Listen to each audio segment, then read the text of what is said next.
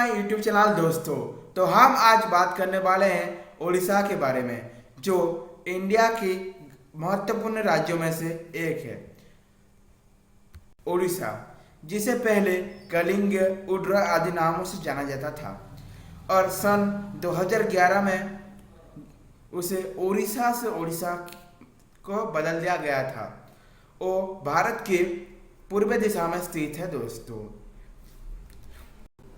यह उसी प्राचीन काल का कलिंग राज्य है जिसे मौर्य सम्राट अशोक ने आक्रमण कर दिया था और उसमें पराजित भी हुए थे, और उन्हीं के द्वारा हुई रक्तपातों से वे व्यथित होकर चंडाशोक से धर्माशोक बन गए थे और बुद्ध धर्म को ग्रहण कर लिया था दोस्तों।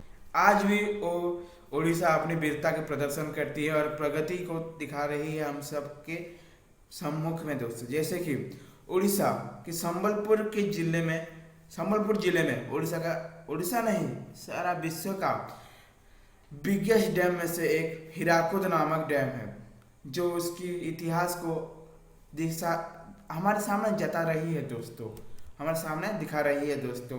उड़ीसा के पास कई पर्यटन स्थल स्थित है, जैसे पुरी का जगन्नाथ धाम, जगन्नाथ मंदिर, कोणार्क और खंडगिरी, उदयगिरी, जो दोनों ही जो हमारे अशोक सम्राट, मौर्य सम्राट, मैंने पहले भी टॉपिक में लाया था, अशोक सम्राट के इतिहास को जता रही है। उस अशोक सम्राट की शिलालेख गुम्फा में शीश है दोस्तों। कलिंग के पहले वकील बारिस्टर जो थे, उनका नाम था मधुसूदन दास, मधु बारिस्टर बुलाते थे उनको प्यार से। उन्होंने कटक पर एक दुर्ग बना था जिसका नाम बारबाटी दुर्ग है। ये सब आपको पता ही होगा शायद। यह भी आज उड़ीसा की एक पर्यटन स्थल में एक है। तो दोस्तों, हाल ही में आई कोरोना की वजह से ऑक्सीजन की कमी दिखाई दे रही थी हमारे इंडिया में, यहाँ भी उड़ीसा ने आवाज उठाई है और लगभग 90 से भी अधिक टेंट उड़ीसा से ही रवाना हुई है, उड़ीसा ही सप्लाई कर रही है। उड़ीसा गवर्नमेंट के द्वारा ये हमारे चारों ओर, जैसे उत्तराखंड, हरियाणा आदि राज्यों में सप्लाई हो रही है दोस्तों। जिसे पहले गरीबों का राज्य कहा जाता था, गरीब राज्य कहा जाता था उड़ीसा को, उसे इग्नोर करते थे सारा देश।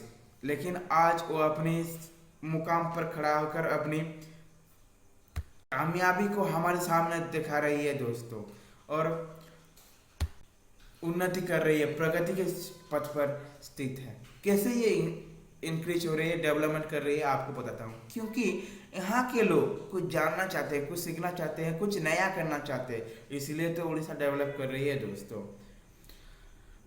तो हम सबको सैल्यूट करना चाहिए उड़ीसा को, जो इतना कुछ कर रही है इंडिया के लिए, इंडिया को ऑक्सीजन सप्लाई कर रही है। और हाल ही में आई यस, और पहले भी आ चुकी थी, फनी, हुडहुड जैसे साइक्लोन